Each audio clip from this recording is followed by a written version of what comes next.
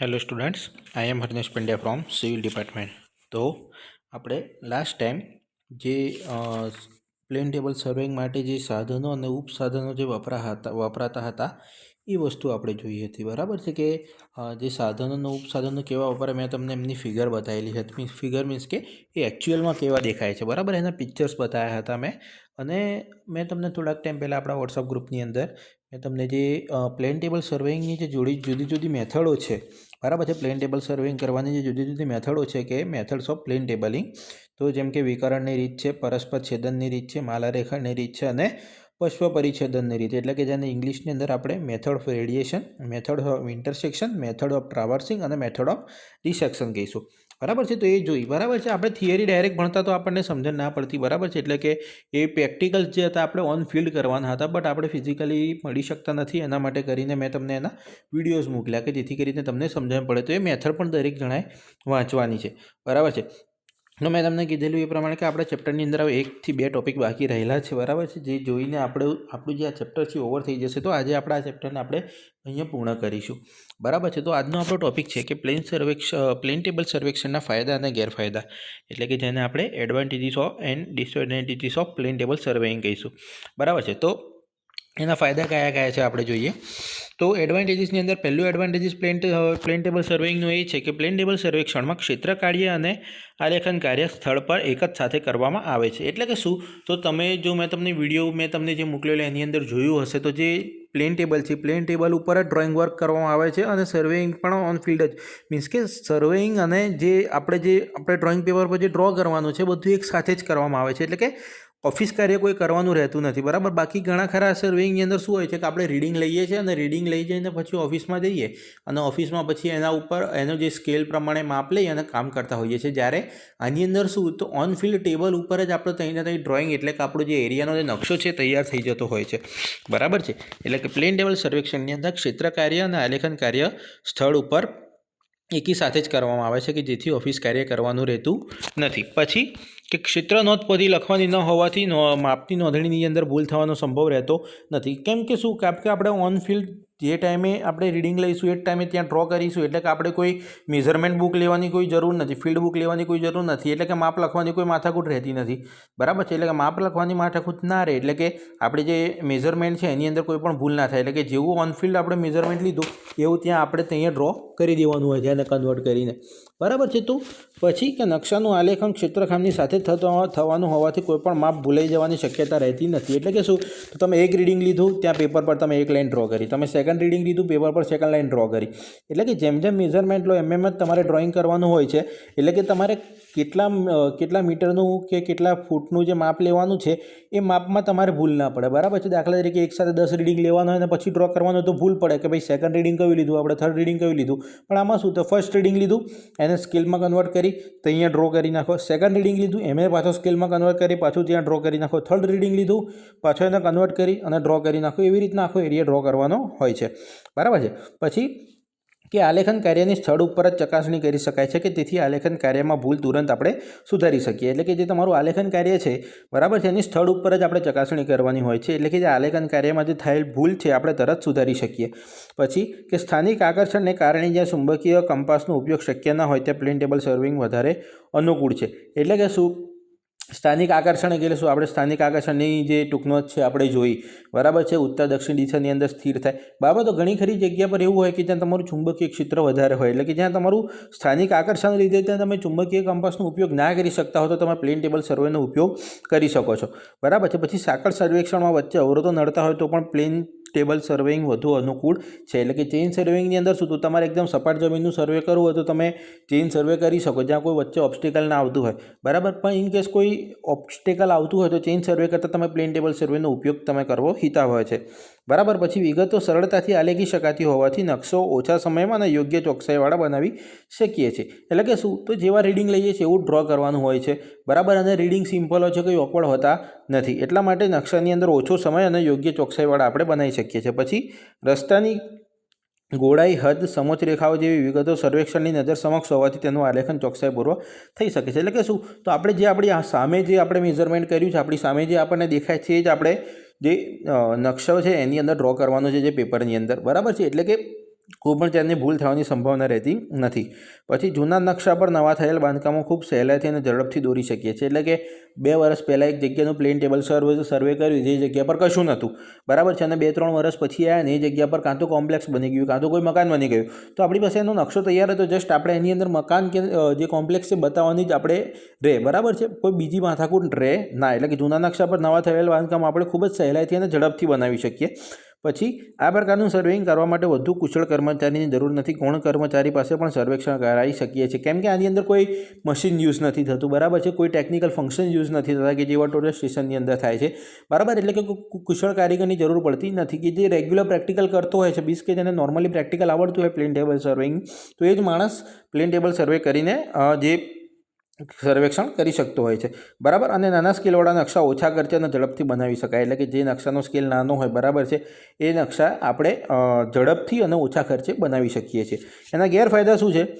તો સામાન્ય રીતે ઉષ્ણકટિબંધ પ્રદેશોની અંદર ચોમાસામાં અને વાવાઝોડી પરિસ્થિતિમાં ઋતુ કે હવામાનના ફેરફારના કારણે પ્લેન ટેબલ સર્વે શક્ય નથી, કેમ કે પ્લેન ટેબલ સર્વે આપણે ઓન ફિલ્ડ જઈને કરવાનું છે, પેપર અને બધી વસ્તુ લઈને. એટલે કે કોઈ ચોમાસું હોય, બરાબર છે, કે વાવાઝોડીવાળી સ્થિતિની અંદર આપણે ના કરી શકીએ, કેમ કે વરસાદ પડે તો જે પેપર છે અને જે બધી વસ્તુઓ છે બધી ભીની થઈ જાય, કે જે આપણા માટે કામ ના લાગે. અને વાવાઝોડીવાળા સ્થિતિની અંદર આપણે જે રીડિંગ છે આપણે એક્યુરેટ લઈ ના શકીએ, બરાબર છે. પછી સંપર્ક સર્વેક્ષણ ખુલ્લા પ્રદેશ માટે અનુકૂળ છે, પરંતુ ગીચ જાળીવાળા પ્રદેશો માટે મુશ્કેલ પડે છે, બરાબર છે, કેમ કે આપણે રેન્જિંગ રોડ પુટ કરી અને પછી પટ્ટીથી મેઝરમેન્ટ લેવાનું હોય છે, એટલે વચ્ચે જો ઓબ્સ્ટેકલ વધારે હોય તો આપણા માટે અઘરું રહે. એટલે કે જ્યાં સુધી ખુલ્લો પ્રદેશ હોય, કોઈ મોટા મેદાનનો પ્લેન ટેબલ સર્વેનું કરવું હોય તો આપણે કરી શકીએ, પણ ગીચ પ્રદેશોનું પ્લેન ટેબલ સર્વેઇંગ કરવું મુશ્કેલ છે. પછી સાધનને તેમજ નાના ઉપસાધનોને એક સ્થળેથી બીજા સ્થળે ફેરવવાનું કાર્ય બહુ કંટાળાજનક છે, તથા તો ઉપસાધનો ખોવાઈ જવાનો પણ ભય રહે, કેમ કે શું તો આની અંદર પ્લેન ટેબલની સાથે સાથે જે LED છે, કે જે તમારો પ્લમ્બોબ છે, બરાબર છે, પછી પેક છે અને રેન્જિંગ રોડ જે બધા યુઝ થાય છે. એટલે કે સાધનો તો તમારું મેઇન તો એક જ છે, તમારું ટેબલ અને ટ્રાયપોડ, બરાબર છે, પણ ઉપસાધનો ઘણા બધા છે. પછી મેગ્નેટિક કંપાસ છે, બરાબર,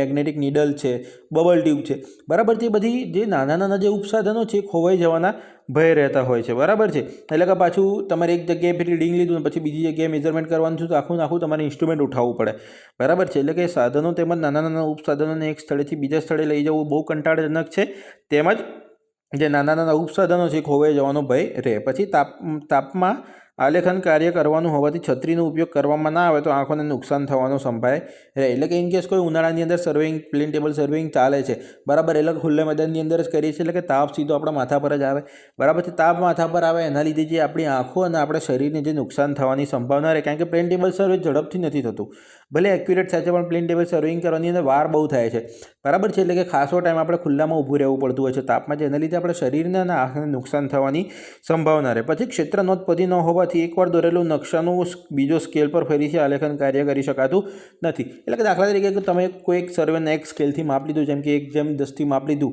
અને 2-3 મહિના પછી તમને બીજી કોઈ જગ્યાનો સ્કેલથી માપ ડ્રો કરવાનું કે જે જેનો જે એરિયા છે એના જેટલો છે, પણ ક્ષેત્ર નોંધપોથી તમે જે ફિલ્મની અંદર કશું લખેલું ના હોય, એટલે કે તમને યાદ ના હોય કે 2 મહિના પહેલાં મેં આ જગ્યા પર કયા સ્કેલથી રીડિંગ લીધેલું હતું, બરાબર છે. એટલે કે ક્ષેત્ર નોંધપોથી ન હોવાથી એકવાર દોરેલ નકશાનું બીજા સ્કેલ પર ફરીથી આલેખન જે કરી શકાતું નથી હોતું. પછી મોટા સ્કેલના નકશા માટે પૂરતી ચોકસાઈ મળતી નથી, કેમ કે શું તો પ્લેન ટેબલ સર્વેની અંદર કોઈ ટેલિસ્કોપનો ઉપયોગ નથી થતો. આપણે જે આંખની મદદથી જે કરતા હોઈએ છીએ, LED જે આપણે જે આંખની મદદથી જે સર્વે કરતા હોય છે, કે તેની અંદર ચોકસાઈ આપણને ઓછી મળે, કેમ કે જેમ જેમ રેન્જિંગ રોડ દૂર થતો જાય તેમ ચોકસાઈ આપણને ઓછી મળતી રહેતી હોય છે, બરાબર છે. એટલે કે મોટા સ્કેલના નકશા માટે આપણી ચોકસાઈ જે છે ખૂબ ઓછી મળે છે, અને ક્ષેત્ર નોંધપોથી ન હોવાથી સાચા ક્ષેત્રફળ અને ઘનફળ કાઢવામાં અગવડ પડે, બરાબર છે, કેમ કે ઓન ફિલ્ડ આપણે બધું કામ કરીએ છીએ, કોઈ પણ ક્ષેત્ર નોંધપોથી વગર કે જે માણસ બોલે એ જ રીડિંગ પર આપણે કામ કરતા હોઈએ છીએ, એટલે કે ક્ષેત્રફળ અને ઘનફળ શોધતી વખતે આપણને બહુ મુશ્કેલી પડે, બરાબર છે. તો આશા રાખું છું કે તમને ફાયદા અને ગેરફાયદાની સમજ પડી ગયેલી છે. સિમ્પલ છે, નાના છે,